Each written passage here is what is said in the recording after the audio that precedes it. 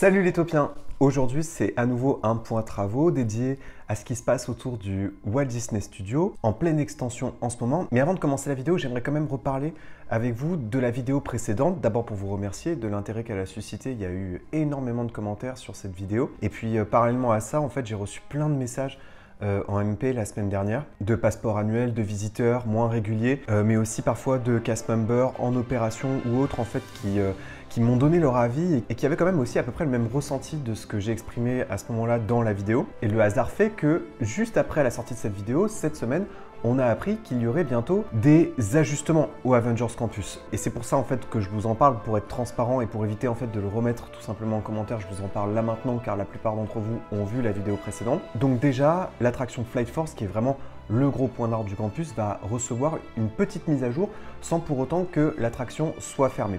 Des effets lumineux vont être rajoutés à l'intérieur de l'attraction à partir du printemps 2023. Je pense que l'effet qui va être ajouté, c'est celui qui existe déjà dans le show building de l'attraction Crush Coaster. Il y a très peu d'effets et de décors à l'intérieur de Crush Coaster dans la partie vraiment coaster. J'exclus là bien sûr la partie Dark Ride. Et en fait, quand vous rentrez dans le show building et que le coaster commence véritablement, vous avez un effet lumineux qui éclaire tout l'intérieur du coaster et qui permet de vous faire croire que vous êtes dans le courant est australien. Je pense que c'est cet effet-là de boule à facettes entre guillemets qui va être utilisé à l'intérieur du coaster. Et enfin, deuxième annonce concernant le Avengers Campus. En ce moment, les divertissements ont un petit peu disparu, les happenings, les rencontres avec les personnages. Il reste vraiment que le Training Center et quelques rares happenings. Et donc apparemment, à partir de février 2023, un nouveau cast arrive sur le Avengers Campus pour de nouveau proposer des divertissements. Donc apparemment, le niveau standard de divertissement va revenir peu à peu. Vraisemblablement un spectacle autour de l'univers de Ant-Man, puisque c'est bientôt la sortie en salle de Ant-Man Quantumania. Et donc un spectacle sur cet univers sera donné vraisemblablement sur le toit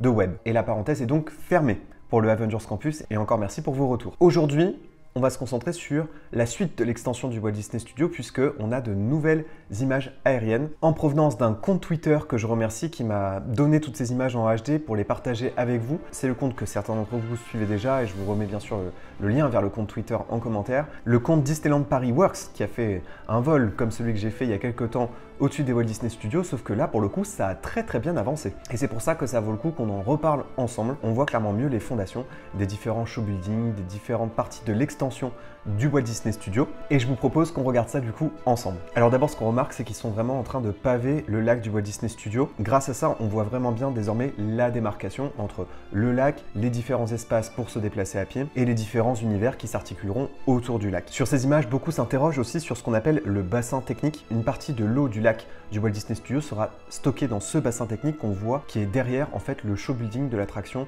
Frozen Ever After. Et d'ailleurs, on voit enfin s'élever le show building de l'attraction.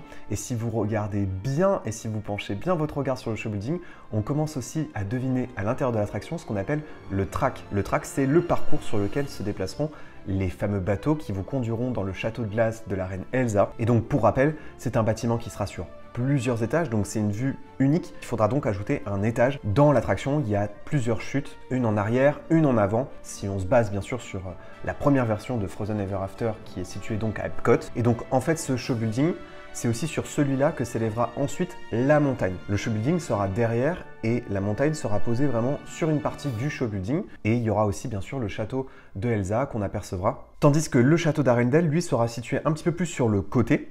Et c'est là qu'en fait vous pourrez rencontrer Anna et Elsa. Et on voit là aussi le show building de cet endroit qui commence à s'élever. Et le château, lui, pour le coup, sera situé un tout petit peu plus en avant. Et là, pour le coup, ça n'a pas commencé à ce niveau-là. Et puis, en fait, tout ce que vous voyez devant ces bâtiments en construction, eh bien, c'est là où se situera la ville d'Arendelle. Donc là, ils travaillent vraiment sur ce qu'on appelle les show buildings, là où sont cachés, en fait, les attractions dans d'immenses bâtiments qui sont rarement visibles à l'œil nu. La construction des boutiques, des rues, ça débutera en fait dans un second temps. Pour la première fois depuis qu'on traite ce sujet ensemble, on commence aussi à bien deviner quel sera l'emplacement du futur restaurant Art Nouveau, qui est donc situé juste derrière RC Racer et très proche aussi de l'entrée de l'attraction Cars Road Trip. Pour le coup, c'est marrant de voir à quel point l'attraction Cars Road Trip sera à proximité du lac, de ce restaurant, même des univers Frozen. Il sera vraiment très proche, ce qui n'est pas forcément le cas du Avengers Campus. Et juste derrière le restaurant Art Nouveau commence à se dessiner aussi l'attraction Réponse, le petit flat ride qui va permettre de revivre l'envolée des lanternes. Et donc là, on commence vraiment bien à voir où sera située l'attraction, juste donc derrière le restaurant. Et pour la première fois aussi, on commence à bien comprendre comment sera agencé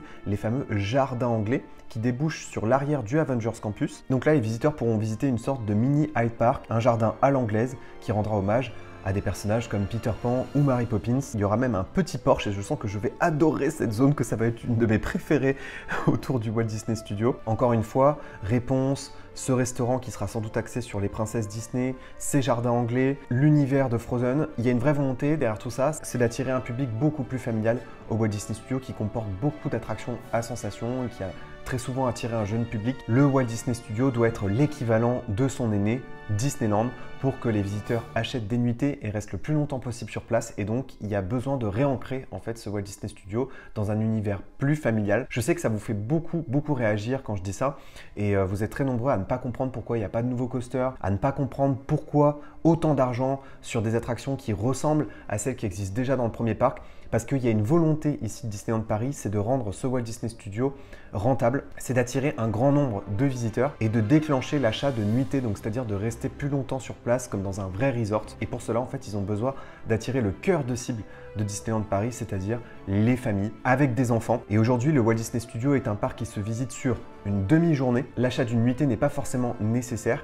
Et parallèlement à ça, dans le Walt Disney Studio aujourd'hui, il y a le Avengers Campus, Flight Force qui n'est pas forcément pour tout le public. Il y a le Hollywood Tower Hotel, attraction emblématique, mais là aussi une attraction qui peut parfois faire peur à un jeune public. Et là en fait, on voit qu'il y a une volonté de réancrer le Walt Disney Studio dans ce qu'est à l'origine le Magic Kingdom, c'est-à-dire un parc quand même plus familial et plus axé sur les princesses. Donc voilà pour ce qu'il en est du Walt Disney Studio, mais je remercie encore une fois Disneyland Paris Works qui m'a partagé d'autres images de leur survol au-dessus du ciel de Disneyland Paris. On voit des images notamment de la réhabilitation de Small World qui est vraiment longue, mais comme vous le savez, une date de réouverture est promise au printemps 2023. Et vraisemblablement, ils sont en train de démonter la fontaine à l'entrée et de la reconstruire à l'identique.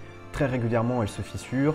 Elle avait déjà été réhabilitée il y a moins de 5 ans, je me souviens, juste avant le lancement du 25e anniversaire de Disneyland Paris. Elle s'est fissurée même pas un an après. On voit aussi les travaux au niveau du Bella Notte qui va bientôt accueillir une zone sur l'univers de Luca à l'intérieur du restaurant. On voit aussi des images aériennes impressionnantes du parc de panneaux solaires installé au niveau du parking qui a été visité d'ailleurs par la première ministre française il y a quelques jours. Et enfin derrière l'attraction Space Mountain et Star Tour est en ce moment construit un nouveau bâtiment pour les cast members de Disneyland Paris dont on a parlé à plusieurs reprises sur la chaîne. Vous êtes nombreux à vous demander ce qui se passe à cet endroit-là. Certains ont cru que c'était la construction d'une nouvelle attraction. Non, là pour le coup c'est pour les employés et les cast members.